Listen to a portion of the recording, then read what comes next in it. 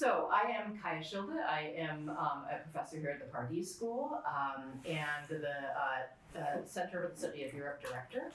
And I'm also a Jean Monnet chair, as given from the European Union, of European Security and Defense, which means that over the last 2.5 years and for the next 7 months, I have a responsibility to the BU community to teach the EU better to more students and in more creative ways, but also to help Boston and the United States and people around BU and outside BU understand the EU better and have more of a sense of the EU, especially around themes of security and defense and the EU in the world.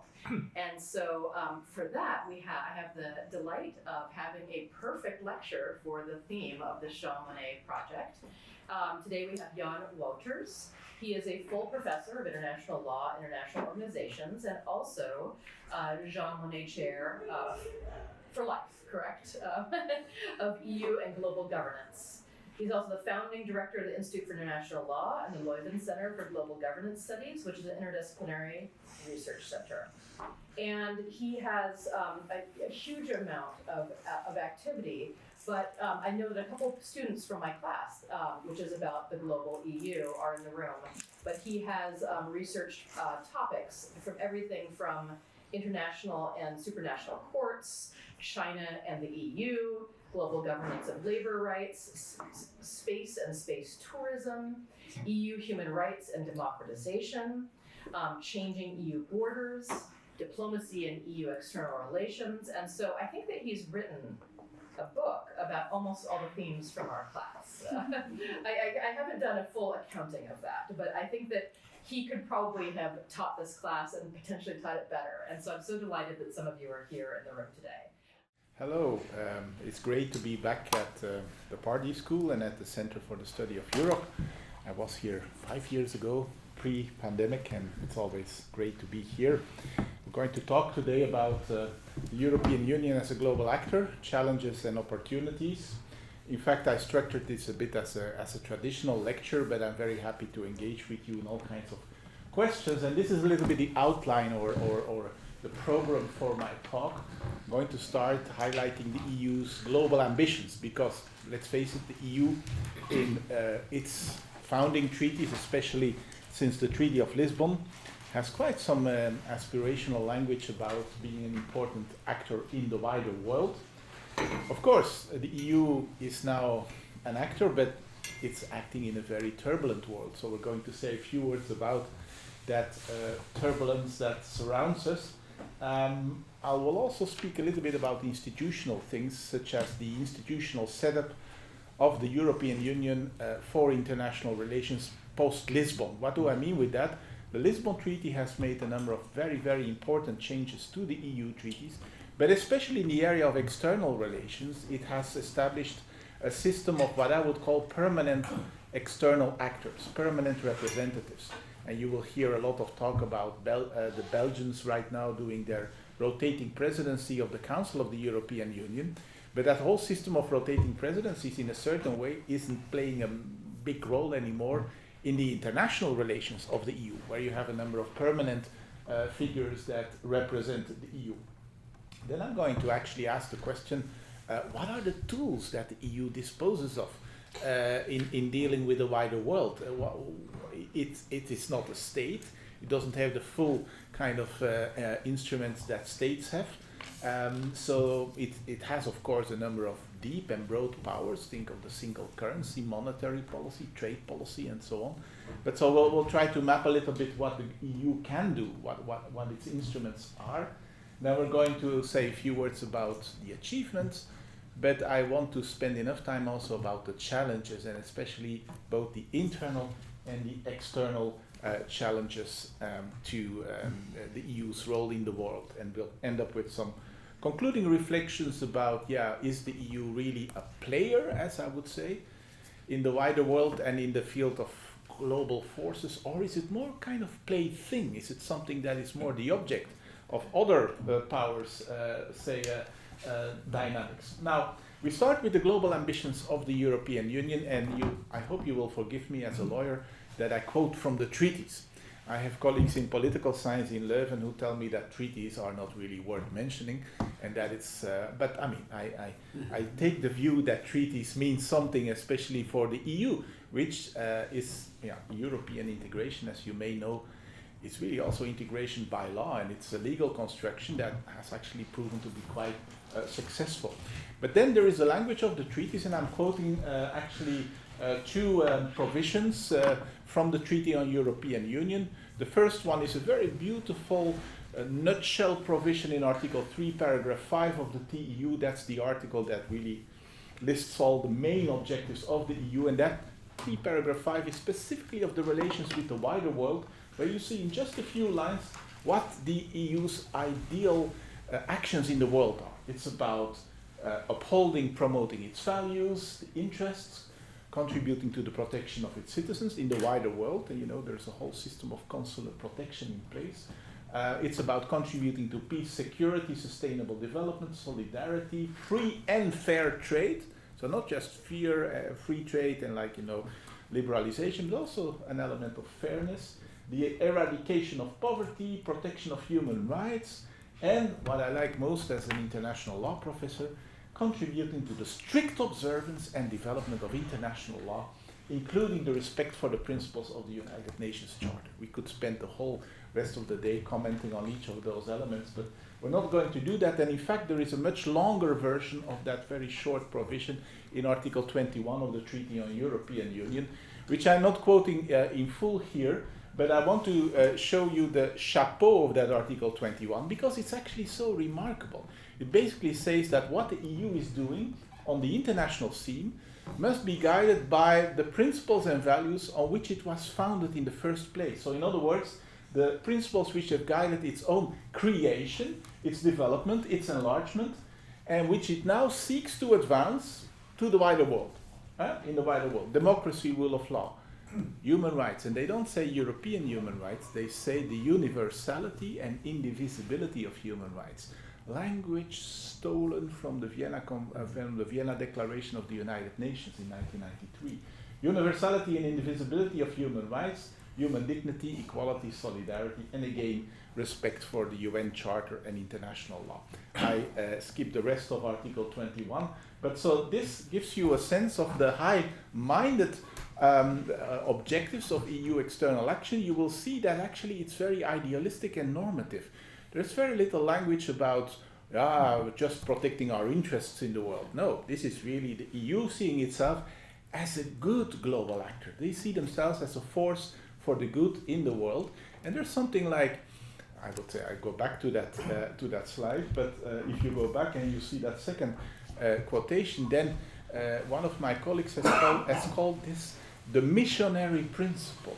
The idea that the EU sees itself as a missionary, being convinced that the deeply held values on which they built European integration themselves are good for the wider world, and that it's good for the EU to promote all of that in the international system.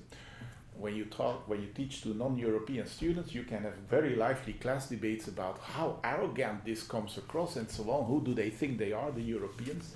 And then you haven't spoken yet about history, the 20th century, and so on, and so forth. But so the first question you're going to ask yourself is, wow, what a great ambitions for the world, great intentions, but what are the tools? How is the EU going to do that? And already in those provisions, especially in Article 21, you read a couple of tools that they identify for themselves. And the very first thing that you see there is the idea of partnerships and multilateralism. The EU is saying we're not going to do that alone. Keep in mind that those treaty texts were actually negotiated around 2002-2003, and you will probably recall this was the period of the US's invasion of Iraq. The US was seen as a kind of unilateral, brutal actor, and the Europeans at the same time, under the Convention on the Future of Europe, were basically discussing how do we want to be as an international actor. Well, the thing was, we don't want to be a brutal unilateral actor, we want to be the multilateral cooperative actor. So what we all want to do is we want to develop relations, we want to build partnerships with a great number of like-minded third countries. with a great number of regional and global international organizations. And then there is particular emphasis on the idea that we Europeans want to promote multilateral solutions to common problems, in particular in the framework of the United Nations. So you see the very strong commitment to multilateralism as a method of international cooperation and to working with the United Nations. The EU-UN relationship is a very special one on which we could, if you want, develop a little bit further. Further down in that Article 21, you see again the emphasis on a high degree of cooperation in all fields of international relations, and a beautiful last phrase there is about the promotion of an international system based on stronger multilateral cooperation and good global governance. This is a term on which you can teach a whole course, because it's basically, if you wish, mixing together two entirely different notions, good governance and global governance. I'm not going to expand on that, but I find this a very remarkable thing to write in a treaty, you know. You may ask yourself which state in the world has this kind of provisions in its constitution about the way it conducts its foreign policy.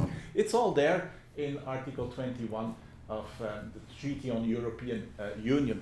There are lots of policy documents also about the EU as a global actor. 2003 was the year that the EU produced its very first European security strategy, and I know Ambassador Wouters has contributed to that strategy of Javier Solana. But 2016, a bit less long ago, we had the High Representative Federica Mogherini, who produced her global strategy and who also still highlighted the idea that the EU wants to continue to promote the rules-based global order with multilateralism as a key principle and the United Nations at its core. Beautiful language where you could actually say the EU is not always maybe that multilateralist. It's again a topic for further discussion.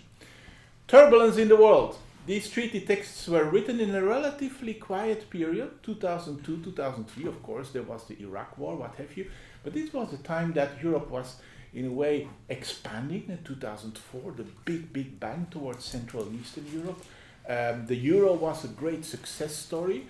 It all looked like harmony and further development and strengthening, and you know that since 2007, starting with the collapse of Lehman Brothers, the financial crisis, the banking crisis, the Eurozone sovereign debt crisis, the migration crisis, Brexit, the rule of law, backsliding in member states, terrorist attacks, the COVID pandemic, the Russian attack on Ukraine, the energy crisis. So we have been actually since in the last at least 17 years or so in a constant crisis mode.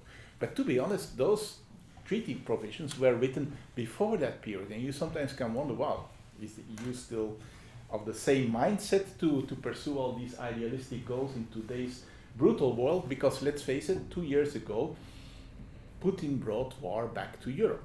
And that's also what was literally stated in a declaration adopted by the leaders of the European Union in Versailles in March 2022 at the invitation of Emmanuel Macron. They all got together in the historical place of Versailles. They made the Versailles Declaration. One of the first things they do there is condemn the military aggression of Russia, but also saying we are now at a really historical moment because Russia has brought war back to Europe.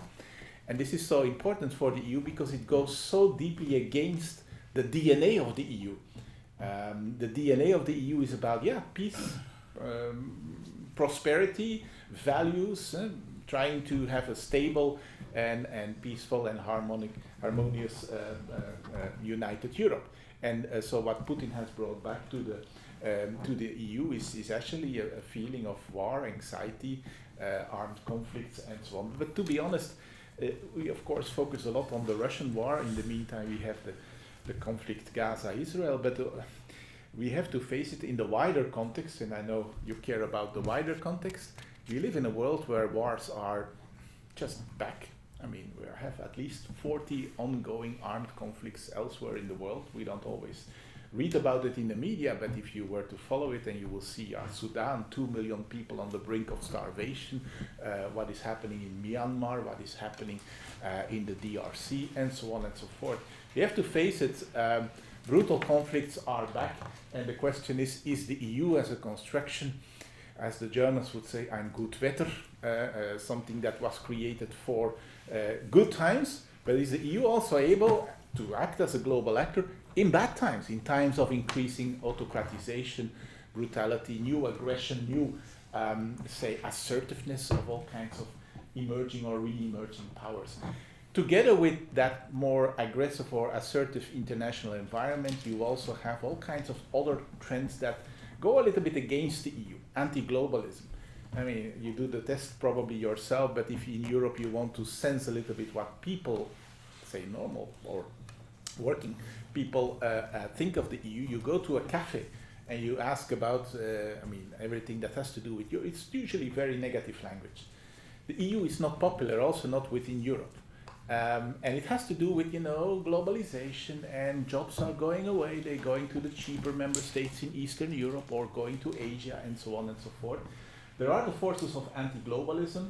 There is contestation, not just within the EU, but also outside of the EU. You all know we live in a time of European elections. There's now the big fear that there will be a big breakthrough for populist parties, for far-right parties in the European Parliament, and so on.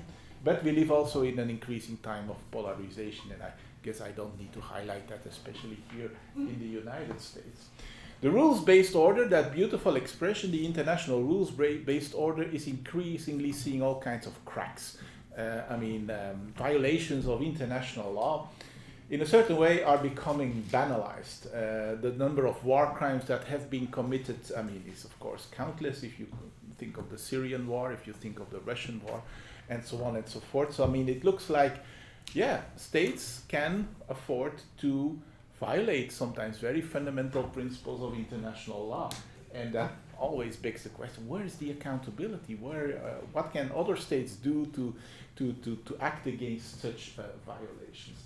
And then, of course, multilateralism itself, the whole international system of institutions, from the UN to the specialized agencies, to the WTO in Geneva, to also regional organizations, it's all pretty much in crisis. Sometimes the crisis has to do with the fact that they're just getting old. The UN is going towards its 80th anniversary, and updating those organizations is a very tough challenge, especially for global organizations. But even for regional organizations like the EU, it becomes ever more difficult to adjust your institutions and decision-making processes. So there is a kind of crisis of multilateralism that goes hand in hand with a resurgence of states and even of the EU's tendency to go for more bilateral things. The big proliferation of deep and comprehensive trade agreements that the EU is negotiating with a great number of countries is basically also a reaction to the paralysis in the WTO, the Doha round that is not developing. But unilateralism, I mentioned the Bush administration, its invasion of Iraq. That was the time when Europeans really saw the US as an example of unilateralism. I remember that European diplomats during the Trump administration were looking back with some nostalgia to the times of George W. Bush, because that was unilateralism, but there was still much more respect and cooperation. So, and then, as I told you already, the EU is actually today in a kind of constant crisis mode, which, interestingly enough, they have been able to overcome time and again. So we are inclined to say every crisis makes the EU stronger. But I don't fully agree in the following sense. Yes, we make all kinds of ad hoc solutions, and the European Council does all kinds of deals. Does it make the system sustainably stronger for the future? That's, I think, a big question for discussion. Okay. I told you I wanted to share something about the setup, the institutional setup of the international relations of the European Union, and I hope you don't mind me sharing with you an old photo of Henry Kissinger, because there is this apocryphal saying of Kissinger in the early 1970s, always on the telephone, if I want to call Europe, which phone number should I dial?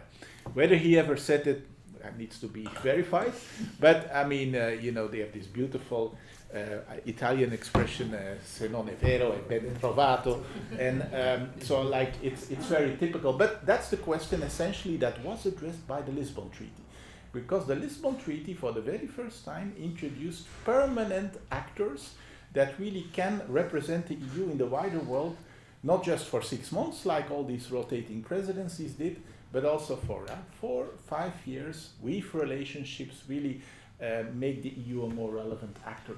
And this is what happened. We have a president, a permanent president of the European Council, highest level, really head of state level. We have a president of the European Commission, of course, for many, many decades. A new creation of the Lisbon Treaty was the creation of what initially was called a European Minister of Foreign Affairs. That was the title under the European Constitutional Treaty.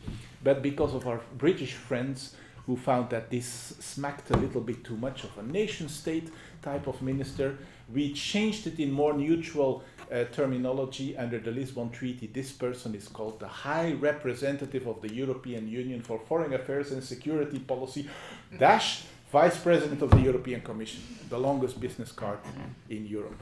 And this High Representative is a very interesting function. Currently, as you know, it's Mr. Josep Borrell who is doing that. But it's a very important function that also, it's about representing Europe in the world, the phone number that Mr. Kissinger mentioned, but also about bridging, let's say, the different institutional modes of decision making, notably the Commission, where Mr. Borrell is a vice president indeed, and the Council, the Common Foreign and Security Policy, which is on a much more intergovernmental base. But I should definitely also mention here the worldwide diplomatic network of the European Union, which under the Lisbon Treaty has become union delegations, essentially embassies, with more than 140 EU delegations all around the world, including, of course, here in Washington, D.C., but also the permanent, the delegations of the EU to multilateral organizations like the UN in New York, Geneva, and so on. It's a worldwide diplomatic network, and we have done research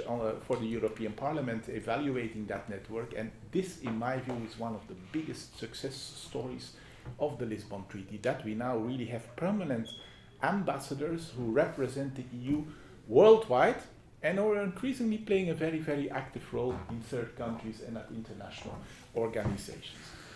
Okay, so an improvement there, but complexity, institutional overlaps, and what have you, so we're still not yet there. I was going to say a few things about the tools of the EU, which is of course not a state, but a very special regional organization. Let's face it, the strongest tools are still the economic ones. And I mentioned already the trade policy, the monetary policy, the antitrust policy. All of these are also listed as so-called exclusive powers of the EU in Article 3 of the TFEU. The single market, yes, the single market is really, the cornerstone of the whole action internally and externally of the EU. And this is more or less something untouchable. I mean, member states will make lots of discussions with each other, mais ne touchez pas au marché intérieur. That's the big thing that they always say. The internal market is sacrosanct, and it's in the process of rejuvenation. It came about in 1993, but it's now going through the so-called twin transition. You have the green transition, the big European Green Deal and all these things, but also the digital transition. And that's, of course, amazing with everything that has to do with artificial intelligence and so on and so forth. And you know that it is through the single market powers that the EU is this incredible regulatory legislative machine.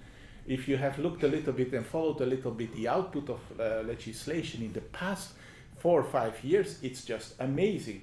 One piece of legislation like the Digital Markets Act is more than 100 pages. And the Artificial Intelligence Act is even longer. So these things are incredibly big pieces of legislation, and that is really typical for the EU.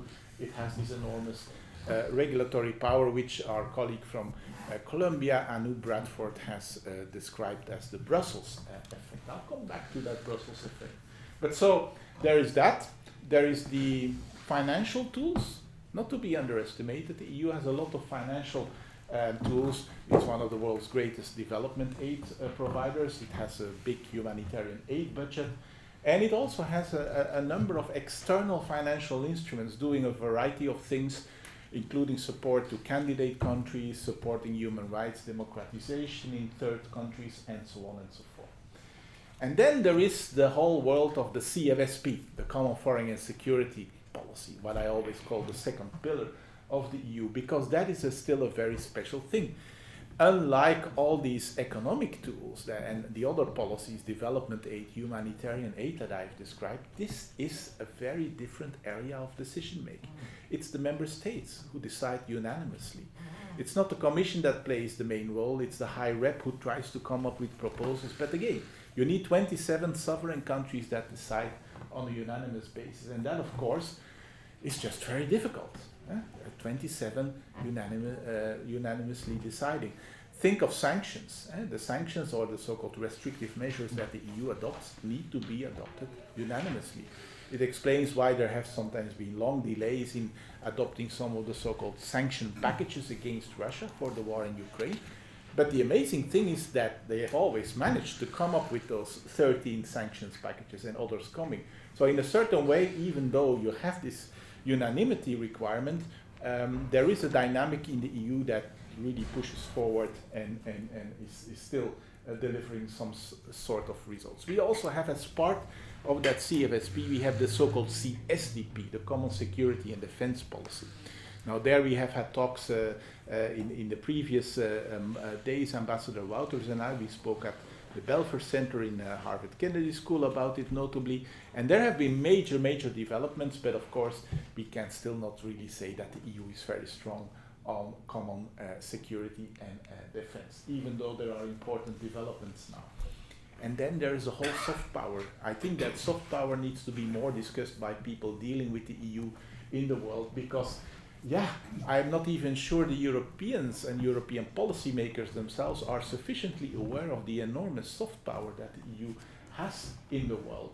And that is just something that I think can be used. It has to do partially also with this Brussels effect, but there is much more. It's about the European way of life. It's about a certain European take on cultural and social relations and so on and so forth. Important to highlight, and I cannot elaborate on that right here, but the difference between the EU and a state in international relations remains considerable. The EU, for instance, cannot recognize new states or new governments. If you think about, say, the coming about of Kosovo in 2008, or you think about new states emerging like South Sudan and whatever, it's the member states who remain sovereign and who recognize new states. And if they all agree, it's fine, then the EU can make trade deals with the new state. But in the case of Kosovo, for instance, to give that example, we have 23 member states which have recognized Kosovo as a state, but 4 or 5 almost have no recognition of Kosovo as a state. So the EU is divided on that, meaning also it cannot fully develop diplomatic and trade relations with an actor such as Kosovo. Consular protection, the EU does that, but through the member states. The EU itself and its EU delegations cannot offer consular protection. You have to ask this to member state consulates and so on and so forth. And then, of course, also in the wider world, especially in the multilateral network, the EU is handicapped. Why? Because it can only have something like an observer status in environments such as the United Nations. The United Nations as an international organization is very state-based, it's really nation-based. So the EU, not being a state, can only aspire to something of an observer status, sitting in the back or on the sidelines of the room, and only being able to participate and speak up, let's say, in second order compared to the real member states of that organization. There are also areas of international law where I think the EU has not been playing a big role. In the field of environmental treaties, in the field of trade, the EU is of course a very active player. But in the harder areas of international law, like humanitarian law, the laws of war, disarmament or arms control, weapons of mass destruction, the EU is a non-entity. That's still firmly in the hands of countries. And I think this actually should change in the long term. But it requires, of course, also building up expertise and so on. Arms deliveries, I used to write on my slides that this is absolutely out of the way for the EU, but I have to correct myself. If you look at the use that's being made in the past 2 years of the European Peace Facility, delivering lethal weapons to Ukraine. And then the whole question, does the EU have a real serious capacity in the military field? Ambassador Wouters and I have discussed a lot about the times of Javier Solana, who came from NATO, and then as a high representative started really the very first EU crisis management operations. They were of very small scale, very well organized, but that was the very beginning. But interestingly, 22 years after Javier Solana started those things, it's not that we can say that the EU has become a major actor in kind of major military crisis operations. So what has the EU achieved? I come towards the end. I think the EU has done an amazing thing. If you were to look, I mean, on the next slide, you will see this amazing world map with all the trade agreements that the EU has built over the course of time with third countries. It has really woven an international web of deep and comprehensive trade relations with a great number of third countries, next to partnership, association agreements, economic partnership agreements in Africa, and so on and so forth.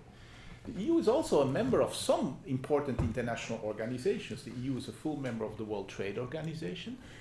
The EU is a full member of the G20, right? Of the G7, which is apparently in the course of expansion. The EU has a kind of quasi-membership. It is also very active within the OECD in Paris. So, I mean, there are a number of international organizations where the EU really counts. And then indeed, the EU engages and participates in quite a number of international treaties, multilateral treaties, like the Law of the Sea Convention, all the big multilateral environmental and climate change treaties, and it is also increasingly participating in the UN, although, as I said, from a relatively weak institutional position of an observer or an enhanced observer.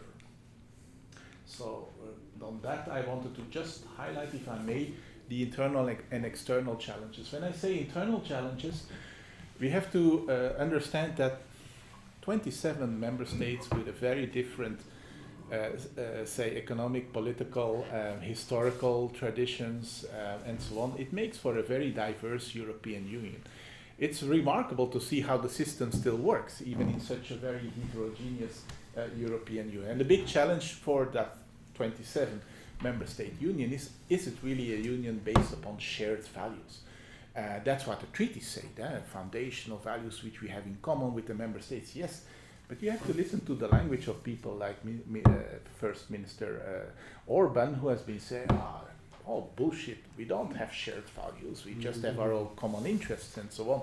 So, I mean, how deeply held are those shared values? It's an important question.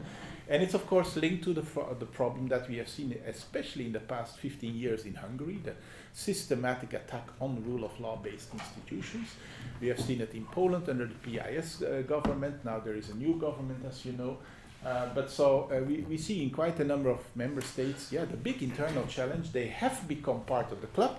They cannot be kicked out because we don't have a collective expulsion mechanism. They can withdraw voluntarily like the UK did with Brexit, but we can never kick out a member state. So they are in. But what happens if they are in and they are starting systematically to violate some of the very, very fundamental principles and values of the EU? That's the big discussion. There's also a lot of discussion among constitutional lawyers about the so-called constitutional identity debate. The idea that there can be pluralism in terms of national constitutional systems, and that the European Court of Justice in Luxembourg should not have the final word, that national constitutional courts can adopt their own kind of way of dealing with EU law, very often also challenging the idea of supremacy of EU law, and so on. And then, of course, we have always the problem of lack of trust of the population. The population in Europe, depending on the area and so on, but there is some distrust. There is a lot of expectations, but I mean, I think the EU could do far better in terms of its own kind of democratic underpinning for the general population. And then we haven't even spoken about what is now coming up in the elections, the threat of populist and far-right parties. Next to that, there are these immense external challenges. Again, the world is not a friendly place. We have volatility. We have seen already in 2011 with the Arab Spring revolts, the Middle East, the Northern African region. I mean, very, very, very volatile, unstable places.